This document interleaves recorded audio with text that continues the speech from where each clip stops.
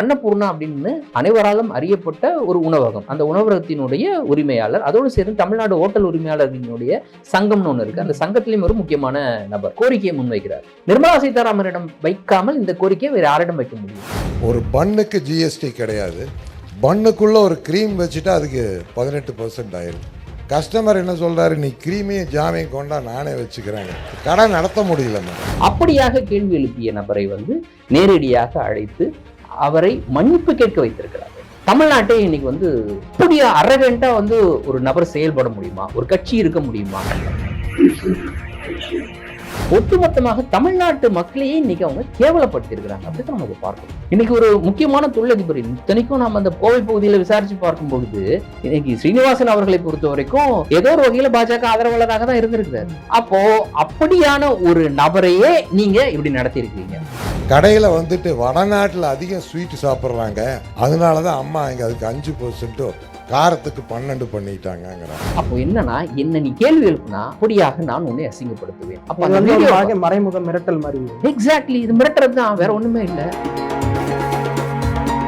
அதாவது என்னை எதிர்த்து கேள்வி கேட்ட ஒரு நபர் பாத்தீங்களா, எப்படி என் முன்னாடி நின்னான்னு பாத்தீங்களா, எப்படி கை கட்டி நின்னாரு, எப்படி குனிஞ்சாரு பாத்தீங்களா அப்படின்னு அவர்களே குதூகலப்படக்கூடிய ஒரு விஷயம். அதாவது அடுத்த உயிரை எனக்கு எதிராக பணிய வைக்கிறத சந்தோஷப்படுற, அதை பார்த்து சந்தோஷப்படக்கூடிய ஒரு மனநிலை. அது என்ன மனநிலை? அது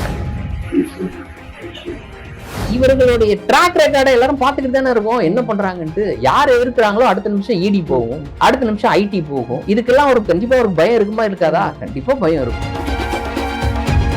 இந்த வீடியோவை அவர்கள் எடுக்க சொல்லல, வானதி ஸ்ரீனிவாசனும் எடுக்க சொல்லல, நிர்மலா சீதாராமனும் எடுக்க சொல்லல. அந்த இடத்துல இருந்த அண்ணாமலை ஆதரவாளர் ஒருவர், பாஜகவை சேர்ந்த அண்ணாமலை ஆதரவாளர் ஒருவர், அவர் வீடியோவை எடுத்திருப்பாரு. இன்னைக்கு வானதி ஸ்ரீனிவாசன் அவர்கள் அடுத்து ஒரு முக்கியமான தலைமை பொறுப்புக்கு வர்றதுக்கான எல்லா தகுதியும் இருக்கு. இன்னைக்கு சட்டமன்ற உறுப்பினர் அவர்கள் தேர்தலில் போட்டிட்டு வின் பண்ணியிருக்கிறாங்க. அண்ணாமலை மாதிரி தோத்து போகல. பழி வாங்குவதற்காக அவர்கள் இந்த கட்சியினுடைய தலைமை பொறுப்புல வர்றதை தடுக்கிறதுக்காக அண்ணாமலையே திட்டமிட்டு இந்த வீடியோவை எடுக்க வச்சு வெளியிட்டு இருக்கிறாரு அப்படின்றத அவங்க கட்சிக்காரங்க சொல்றாங்க. நம்ம அப்படின்னு பார்க்கலாம்.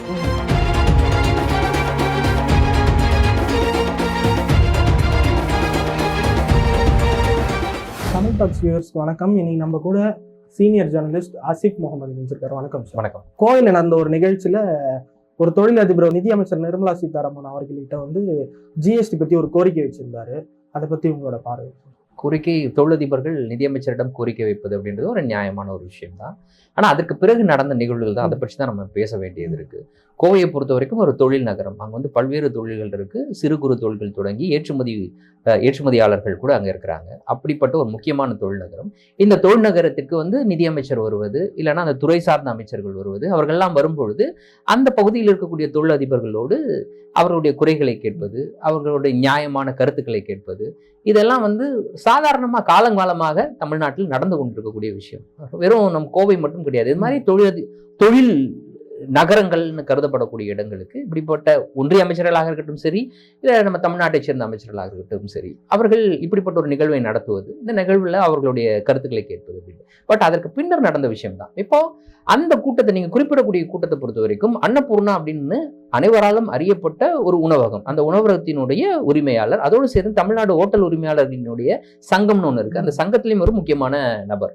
அவர் ஒரு கோரிக்கையை முன்வைக்கிறார். நிர்மலா சீதாராமனிடம் வைக்காமல் இந்த கோரிக்கையை வேறு யாரிடம் வைக்க முடியும்? ஜிஎஸ்டியை பொறுத்த வரைக்கும் ஒரு குளறுபடி இருக்கு. ஜிஎஸ்டி என்னைக்கு இந்த பாஜக அரசு கொண்டு வந்ததோ அன்னையிலிருந்தே எல்லா தரப்பினரிடம் இருந்து அந்த குளறுபடி குறித்த கருத்துக்கள் இருந்துகிட்டு தான் இருக்கு. அந்த குளறுபடிகளை தீர்க்கணும். இந்த கோரிக்கை நியாயமான ஒரு கோரிக்கை. நீங்க ஒவ்வொரு பொருளுக்கும் ஒவ்வொரு வகையில ஜிஎஸ்டியை போட்டு வச்சிருக்கிறீங்க. இது ஒரு மிகப்பெரிய குழப்பமாக இருக்கு. அவர் வைத்த கோரிக்கை பொதுவாக உண்மையிலேயே அவர் முழுமையா அந்த வைத்த கோரிக்கையை நம்ம பார்க்க போனோம் அப்படின்னா, அவர் ஒரு நிர்வாக சிக்கலை மட்டும் தான் குறிப்பிட்டு பேசுறாரு. மக்களுக்கு இவ்வளவு பெரிய ஜிஎஸ்டி போட்டீங்களே, பாவம் மக்கள் இவ்வளவு அதிகமா பே பண்றாங்க அப்படின்னு கூட அவர் கேட்கல, அப்படின்னு கூட சொல்லல. மக்களுடைய பிரதிநிதியாக நின்று கூட அவர் பேசல. அவர் பேசுவது நிர்வாக ரீதியாக பல குளறுபடிகள் இருக்கு. கம்ப்யூட்டரே குழம்பி போயிடுது. ஒண்ணுக்கு ஜிஎஸ்டி இல்ல, ஒண்ணுக்கு 18 இருக்கு, இன்னொன்னுக்கு 28 இருக்கு. இந்த மாதிரியான கருத்துக்களை தான் அவர் முன்வைக்கிறாரு. ஆகவே இந்த குளறுபடிகளை தீர்த்து வைங்க அப்படின்றதா அவருடைய வாதமாக இருக்கு. அப்ப உடனடியாக அந்த இடத்துல பதில் சொல்லக்கூடிய பொறுப்பான நபர் அவங்க தான், நிர்மலா சீதாராமன். அதற்கு இன்னைக்கு பதில் சொல்லியிருக்காங்க, அது வேற விஷயம். பட் அன்னைக்கு அவரிடம் ஏன் பதில் சொல்லல? நீங்க பதில் சொல்லணும்ல. சரி, குரூப் ஆஃப் மினிஸ்டர்ஸ் இருக்காங்க, அவங்க எல்லாம் கலந்து ஆலோசித்து இதற்கு பிறகு இந்த பரிந்துரையை கொடுத்தாங்க. ஜிஎஸ்டி கவுன்சில்ல ஏற்றுக்கொள்ளப்பட்டது. நீங்க வைக்கக்கூடிய கருத்து உண்மையாக இருக்கும் பட்சத்துல நான் இதை ஜிஎஸ்டி கவுன்சில்ல திருப்பி பேசுறேன், திருப்பி இதை பற்றி ஆய்வு மேற்கொள்ள சொல்றேன். இந்த மாதிரி ஏதாவது ஒண்ணு சொல்லணும்ல. இவங்க தானே நிதியமைச்சர், கவுன்சிலுக்கு அவங்க தானே ஹெட். அப்ப அவங்க தானே பதில் சொல்லணும். இவங்ககிட்ட கேட்காம வேற யார்கிட்ட கேட்பாங்க? அதோடு சேர்ந்து ஸ்ரீனிவாசன் அவர்கள் எழுப்பிய அந்த கோரிக்கை, அன்னபூர்ணா ஹோட்டல் உரிமையாளர் ஸ்ரீனிவாசன் அவர்கள் முன்வைத்த அந்த கருத்து, அந்த விதம் இருக்கு அப்படின்னு பாத்தீங்கன்னா, அது வந்து ரொம்ப அந்த பகுதிக்கே சார்ந்த ஒரு ஒரு பேச்சு நடைன்னு வச்சுக்கலாமே. ரொம்ப அதிகமாக தெரிந்த நபர்கள்ட்ட நம்ம ஒரு கோரிக்கை வைக்கும் பொழுது அதை வந்து கொஞ்சம் ஒரு ஹாஸ்யம் கலந்து வைப்போம். அவங்க வந்து புண்பற்று விடக்கூடாது, அதே நேரத்துல நாம் சொல்லக்கூடிய கருத்தையும் அவங்க ஏற்றுக்கொள்ள வேண்டும் அப்படின்ட்டு ரொம்ப கோபமா பேசாம, உங்களுக்கும் எங்களுக்குமான உறவு அப்படின்றது என்னைக்குமே நன்றாக இருந்திருக்கிறது அப்படின்ற மாதிரி அதை புரிய வைக்கிற மாதிரி அவர் சொல்றாரு சில கருத்தை. அந்த பகுதியை சேர்ந்த சட்டமன்ற உறுப்பினர் பக்கத்துல இருக்கிறாங்க வானதி ஸ்ரீனிவாசன், அவர்களை குறிப்பிட்டு பேசுறாங்க. உதாரணத்துக்கு எடுத்துக்கிறாரு, இதை அப்படியே புரிஞ்சுக்க முடியாது. அதாவது அவர் சொல்றாரு, வானதி ஸ்ரீனிவாசன் அவர்கள் எங்களுடைய ரெகுலர் கஸ்டமர், ஹோட்டலுக்கு வருவாங்க, சாப்பிடுவாங்க. அதை அப்படி புரிந்து கொள்ளக்கூடாது. அவர் என்ன சொல்றாருன்னா, எனக்கும் இந்த பகுதியை சேர்ந்த சட்டமன்ற உறுப்பினருக்கும் இடையில இருக்கக்கூடிய உறவை அவங்க எஸ்டாப்ளிஷ் பண்றாரு. நாங்க நல்ல உறவுல இருக்கோம், அவங்க என்கிட்ட பேசுறாங்க, நான் அவங்க கிட்ட பேசுறேன், எங்களுடைய கருத்துக்களை அவங்க கிட்ட கேட்கிறாங்க, காது கொடுத்து கேட்கக்கூடிய இடத்துல அவங்க இருக்கிறாங்கன்றத நிர்மலா சீதாராமன் அவர்களுக்கு புரிய வைப்பதற்கு அவர் பயன்படுத்திய ஒரு சாதாரண டெக்னிக் தான் அது. யாரோ ஒரு வாடிக்கையாளர் வருவதை போல வானதி சீனிவாசன் அவர்கள் வருவதாக கருதி கொண்டு அவர் பேசுறாரு. டெய்லி இது மாதிரி வாடிக்கையாளர் வராங்க, அவங்க வந்து இந்த மாதிரியான குறைகளை என்கிட்ட வைக்கிறாங்கன்றதுக்கு பதிலா, வானதி சீனிவாசனே டெய்லி வராங்க எங்க ஹோட்டலுக்கு, வந்து ஜிலேபி சாப்பிடுறாங்க, அவங்க இந்த குறைய வைக்கிறாங்கன்ட்டு அவர் உரிமையோட பேசுறாரு. அது ரொம்ப என்ன சொல்றது, எல்லாரும் எளிதாக புரிந்து கொள்ளக்கூடிய வகையில உரிமையோட, உங்களை நான் எப்படியும் தவறாக பேசல, எனக்கு இருக்கக்கூடிய ஒரு சிக்கலை முன்னாடி வைக்கிறேன்றத புரிய வைக்கிற மாதிரி பேசுறாரு.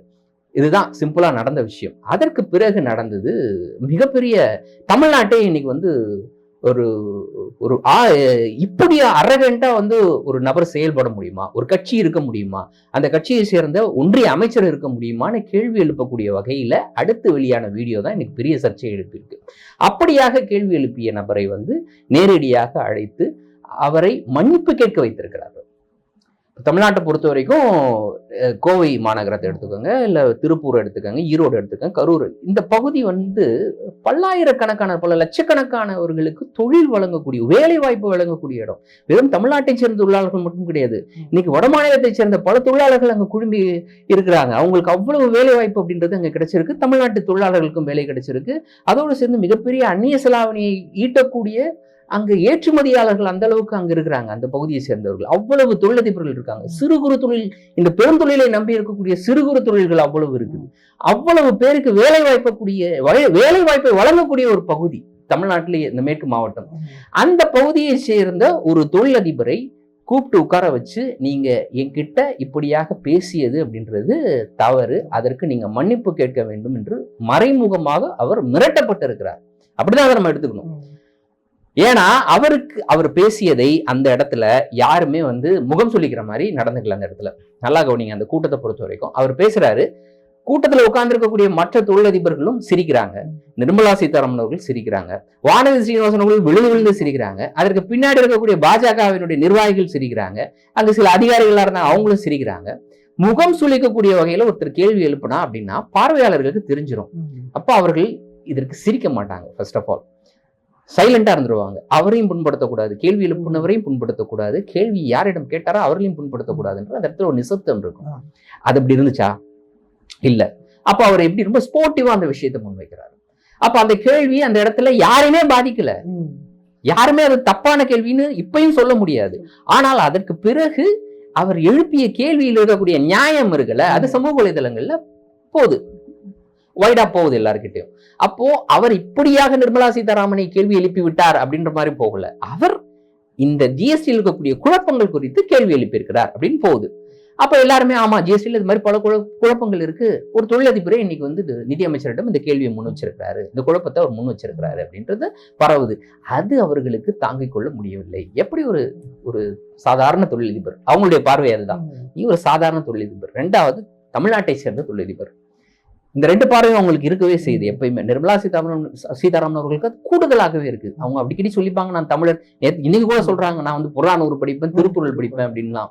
புறநானூறு படிச்சு திருக்குறள் படிச்சவங்க எல்லாம் தமிழர் ஆயிட முடியாது. முதல்ல புறநானூறுலையும் திருக்குறளையும் என்ன இருக்குன்னு தெரியுமா முதல்ல அவங்களுக்கு? இந்த கேள்வி எல்லாம் இருக்கு. படிக்கிறது வேறு, புரிந்து கொள்வது வேறு. அவர்கள் திருவள்ளுவரை எப்படி பார்க்கிறார்கள் அதெல்லாம் வந்து வேற வேற கதை. சோ இன்னைக்கு ஒரு தொழிலதிபரை இந்த அளவுக்கு அவங்க வந்து மிரட்டி பணிய வைத்து அவரை வந்து அழைத்து அவரிடம் மன்னிப்பு வாங்கி இருக்கிறார்கள் அப்படிதான் நம்ம சொல்லணும். வானதி ஸ்ரீனிவாசன் ஒரு கதையை சொல்லலாம். என்ன சொல்லலாம்? அவர்தான் வந்து வருத்தப்பட்டாரு, அவர்தான் வந்து அப்பாயின்மெண்ட் கேட்டாரு, அவர்தான் வந்தாரு, வந்து நிர்மலா சீதாராமன் அவர்களிடம் வந்து மன்னிப்பு கேட்டாரு அப்படின்ற ஒரு கதையை அவர்கள் சொல்லலாம். ஆனால் அந்த இடத்துல அவர் மன்னிப்பு கேட்க வேண்டிய தேவை எழுந்ததான்ற அடிப்படையில தான் நம்ம இந்த விஷயத்தை அணுகிறோம். மன்னிப்பு கேட்க வேண்டிய தேவை இல்லையே. அந்த வீடியோ நம்ம எல்லாருமே பார்த்தோம், எல்லாருமே பாக்குறோம். அந்த கட்டிங் ஓட்டிங் வீடியோ கிடையாது, அது ஃபுல்லா இருக்குது, ஃபுல் லெங்தா இருக்கு. அப்புறம் என்ன பேசினாரு, அதற்கு அவங்க என்ன ரியாக்ஷன் பண்ணாங்க எல்லாம் இருக்குது. அப்ப எங்க இருந்து மன்னிப்பு கேட்கணுன்ற ஒரு விஷயம் வருது? அப்போ இதுல இருந்து என்னால் புரிந்து கொள்ள முடிய விஷயம் என்ன அப்படின்னா, இவர் வந்து மன்னிப்பு கேட்கறதுக்கு ஏதோ ஒரு வகையில் நிர்பந்திக்கப்பட்டிருக்கிறார். அது யார் பண்ணாங்கன்னு நமக்கு தெரியாது. போறாரு, சரி ஓகே, மன்னிப்பு கேட்க போறார். மன்னிப்பு எப்படியாக அந்த நிகழ்வு எப்படி நடந்திருக்கணும்?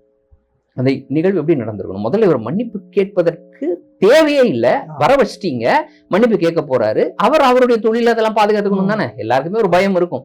நாளைக்கு ஏன்னா இவர்களுடைய ட்ராக் ரெக்கார்டை எல்லாரும் பார்த்துக்கிட்டு தானே இருக்கும், என்ன பண்றாங்கன்ட்டு. யார் இருக்கிறாங்களோ அடுத்த நிமிஷம் இடி போகும், அடுத்த நிமிஷம் ஐடி போகும். இதுக்கெல்லாம் ஒரு கண்டிப்பா ஒரு பயம் இருக்குமா இருக்காதா? கண்டிப்பா பயம் இருக்கும். சோ அந்த வகையில் அவர் வந்து போறாரு, மன்னிப்பு கேட்க போறாரு. அப்ப அவர் மன்னிப்பு கேட்கக்கூடிய அந்த வீடியோவை எடுக்கிறாங்க. இந்த வீடியோ எப்படி எடுக்கப்பட்டிருக்கும்? நிர்மலா சீதாராமன் ஒன்றிய அமைச்சர் உட்கார்ந்து இருக்கிறாரு, ஒரு தொழிலதிபர் வர்றாரு, பக்கத்துல சட்டமன்ற உறுப்பினர் அமர்ந்திருக்காங்க. இந்த அறைக்குள்ள யாரெல்லாம் உள்ள போவதற்கு அனுமதிக்கப்படுவார்கள்? ஆப்வியஸ்லி அவர்கள் கட்சியை சேர்ந்தவர்கள், இல்லைன்னா முக்கியமான நபர்கள். அப்ப அவர்கள், இந்த முக்கியமான நபர்கள் யாருன்னு நமக்கு நல்லா தெரியும். அப்ப அவர்கள் இவர்களுடைய ஒப்புதல் இல்லாமல், நிர்மலா சீதாராமனுடைய ஒப்புதல் இல்லாமல், வானதி ஸ்ரீனிவாசனுடைய ஒப்புதல் இல்லாமல் இப்படிப்பட்ட ஒரு வீடியோ எடுத்திருப்பாங்களா? கண்டிப்பா எடுத்திருக்க மாட்டாங்க. அப்போ அப்படியாக அந்த வீடியோ எடுக்கப்பட்டிருக்கு. அப்போ இவர்களுடைய ஒப்புதல் இல்லாமல் அது வந்து பொதுவெளிக்கு வந்திருக்குமா? வந்திருக்காங்க? கண்டிப்பா வந்திருக்காது. அப்போ இவர்களுடைய ஒப்புதல் அதுக்கு இருந்திருக்கு. அப்போ என்னன்னா, என்ன நீ கேள்வி எழுப்புனா இப்படியாக நான் உன்னை அசிங்கப்படுத்துவேன். அப்ப மறைமுக மிரட்டல் மாதிரி. எக்ஸாக்ட்லி, இது மிரட்டல் தான், வேற ஒண்ணுமே இல்ல. அப்ப அவர் எப்படியாக மன்னிப்பு கேட்கிறாரு? நான் வந்து ஒரு தொழிலதிபரை வந்து இப்படி மன்னிப்பு கேட்க வச்சுட்டீங்களேன்ற எந்த கரிசனையும் அவர் மீது கிடையாது. ஆனா என்னுடைய கருத்து என்னன்னா, நியாயமாக ஒரு கேள்வியை கேட்டா யாராக இருந்தாலும் நீங்க இப்படித்தான் நடத்துவீங்களா? அதான் என்னுடைய வருத்தம். இப்ப சிலர்லாம் அப்படி யோசிப்பாங்கப்பா, அவ்வளவு பெரிய மனுஷன், எவ்வளவு பெரிய தொழிலதிபர், அவர் எவ்வளவு பேருக்கு வேலை கொடுக்குறாரு, எவ்வளவு பேருக்கு படி இழக்கிறாரு. இந்த மாதிரியான கரிசனை அவர் மீது எனக்கு கிடையாது. அவர் யாராக இருந்தாலும் சரி, அவர் வந்து ஒரு நியாயமான கேள்வி எழுப்புறாரு. அவர் தொழில் சார்ந்த கேள்வி அது. நீங்க தான் அந்த கூட்டத்துக்கு கூப்பிட்டுருக்கீங்க அவரை. அந்த கூட்டம் அரேஞ்ச் பண்ணப்பட்டது அவங்களால தான், நிர்மலா சீதாராமன் அரேஞ்ச் பண்ணிருக்காங்க. அதன் அடிப்படையில் அவர் வந்திருக்கிறாரு. அப்ப அந்த இடத்துல அவர் கேள்வி எழுப்புறாரு. அப்போ யாராக இருந்தாலும் நீங்க இப்படி நடத்துவீங்களா? இப்படியா உங்களிடம் பணிந்து நிக்கணுமா? கை கட்டி நிக்கணுமா? தலை குனிந்து நிக்கணுமா? தலை குனிந்து மன்னிப்பு கேட்கணுமா? அப்படி கேட்கப்பட்டதும் கூட தவறு அப்படின்றது நம்மளுடைய ஃபர்ஸ்ட் வாதம். இரண்டாவது, அப்படி கேட்ட ஒரு விஷயத்தை பொதுவெளியில் வெளியிடுவது எவ்வளவு குரூரமான ஒரு மனநிலை. அதாவது என்னை எதிர்த்து கேள்வி கேட்ட ஒரு நபர் பாத்தீங்களா, எப்படி என் முன்னாடி நின்னான்னு பாத்தீங்களா, எப்படி கை கட்டி நின்னாரு, எப்படி குனிஞ்சாரு பாத்தீங்களா அப்படின்னு அவர்களே வந்து குதூகலப்படக்கூடிய ஒரு விஷயம். அதான் அடுத்த உயிரை வந்து எனக்கு எதிராக பணிய வைக்கிறத சந்தோஷப்படுற, அதை பார்த்து சந்தோஷப்படக்கூடிய ஒரு மனநிலை. அது என்ன மனநிலை? அது ஒரு குரூரமான மனநிலை. ஸோ அதுதான் இன்னைக்கு வெளிப்பட்டிருக்கு. அப்போ என்னை எதிர்த்து யாரும் கேள்வி கேட்கக்கூடாது. இதுதான் நிர்மலா சீதாராமன் அவர்களுடைய மனநிலையாக இருக்குது. அப்படின்னு இன்னைக்கு வானதி ஸ்ரீனிவாசன் வந்து பல விஷயங்களை சொன்னாலும் நாம் இதை இப்படியாகத்தான் பார்க்கிறோம். இதுக்கு வந்து அண்ணாமலை அவர்களும் மன்னிப்பு கேட்டிருக்காரு இந்த நிகழ்வுக்காக. அண்ணாமலை அவர்களுக்கும் இதுக்கும் என்ன தொடர்பு அப்படின்றத இன்னொரு வகையில அந்த கட்சியில் இருக்கக்கூடியவர்களே வந்து இன்னைக்கு வெளிப்படையா பேசிக்கிட்டு இருக்காங்க. ஏன்னா இன்னைக்கு பாஜகனாலே வந்து ஆடியோ வீடியோ கட்சின்னு தான் ஒரு பேர் இருக்கு. ஆடியோ வெளியிடுறது, வீடியோ வெளியிடுறது, இதுதான் அவங்களுடைய பொழப்பாவே இருக்குது. அந்த பொழப்புல ஒரு பகுதி தான் இன்னைக்கு வெளியான வீடியோவாக இருக்குமோ அப்படின்னு நான் சொல்லல. அந்த கட்சியில் இருக்கக்கூடிய அந்த கட்சியினுடைய ஆதரவாளர்கள் இன்னைக்கு சமூக வலைதளங்கள்ல நேரடியாக அண்ணாமலையை குறிப்பிட்டு பதிவுகளை போட்டுட்டு வராங்க. அவங்க என்ன சொல்றாங்கன்னா, அவர் ஸ்ரீனிவாசன் மன்னிப்பு கேட்க வந்தது, ஆமா வந்தாரு, நிர்மலா சீதாராமன் அவரிடம் மன்னிப்பு, நிர்மலா சீதாராமனிடம் இவர் மன்னிப்பு கேட்டாரு, இதெல்லாம் ஓகே. இந்த வீடியோவை அவர்கள் எடுக்க சொல்லல, வானதி ஸ்ரீனிவாசனும் எடுக்க சொல்லல, நிர்மலா சீதாராமனும் எடுக்க சொல்லல. அந்த இடத்துல இருந்த அண்ணாமலை ஆதரவாளர் ஒருவர், பாஜகவை சேர்ந்த அண்ணாமலை ஆதரவாளர் ஒருவர், அவர் வந்து வீடியோவை எடுத்திருப்பாரு. அந்த வீடியோவை அண்ணாமலை சொல்லிதான் அவர் வெளியிட்டு இருக்கிறாரு. சோ இந்த இடத்துல என்ன பாலிடிக்ஸ் வருது அப்படின்னா, அதை நான் சொல்லல, மறுபடியும் சொல்றேன், பாஜகவை சேர்ந்த பாஜக ஆதரவாளர்கள் சொல்றாங்க, இன்னைக்கு தமிழ்நாட்டில் வந்து தன்னை தாண்டி வேறு யாரும் வளரக்கூடாது அப்படின்ற ஒரு எண்ணம் அண்ணாமலைக்கு இருக்கு. இன்னைக்கு தமிழ்நாட்டிலிருந்து பல ஆயிரம் கிலோமீட்டர் தூரத்துல இருந்தாலும் கூட அவருக்கு வந்து தமிழ்நாடு மீது ஐயோ தன்னுடைய பதவியை யாராவது பறிச்சிருப்பாங்களோ அப்படின்ற ஒரு எண்ணம் அவருக்கு இன்ன வரைக்கும் இருந்துட்டு தான் இருக்கு. அதன் அடிப்படையில் தான் அவர் தமிழ்நாட்டில் இருக்கும் பொழுதே பல அடுத்த கட்ட தலைவர்கள், மூத்த தலைவர்கள், அடுத்த கட்டம் கூட கிடையாது, மூத்த தலைவர்கள் பலரையும் வந்து எப்படியாக அவர்களுக்கான இடத்தை தேர்வு செய்து அங்க அந்த அளவுக்கு வச்சுக்கிட்டாரு அப்படின்ற மாதிரி நாம பார்த்தோம். KT ராகவன் அவர்களுக்கு நேர்ந்ததை நம்ம பார்த்தோம், தமிழிசை சவுந்தரராஜன் அவர்களுக்கு நேர்ந்ததை நம்ம பார்த்தோம். இப்படியாக பல விஷயங்கள் நம்ம பார்த்துக்கிட்டு இருக்கோம். அப்ப இன்னைக்கு வானதி ஸ்ரீனிவாசன் அவர்கள் அடுத்து ஒரு முக்கியமான தலைமை பொறுப்புக்கு வர்றதுக்கான எல்லா தகுதியும் இருக்கு. இன்னைக்கு சட்டமன்ற உறுப்பினர் அவங்க தேர்தலில் போட்டிட்டு வின் பண்ணியிருக்கிறாங்க. அண்ணாமலை மாதிரி தோத்து போகல, அவங்க வின் பண்ணியிருக்காங்க. அப்ப அவர்களுக்கு கூடுதலாக இன்னைக்கு கட்சியில ஒரு கிரெடிட் இருக்கு அவர்களுக்கு. அப்ப அதன் அடிப்படையில அவர்கள் தலைமை பொறுப்புக்கு வர்றதுக்கு எல்லா தகுதியும் இருக்கு. அப்ப அண்ணாமலை அவர்களுக்கு அப்படிப்பட்ட ஒரு பயம் இருக்கு, தன் பதவி போயிடுமோ அப்படின்ட்டு.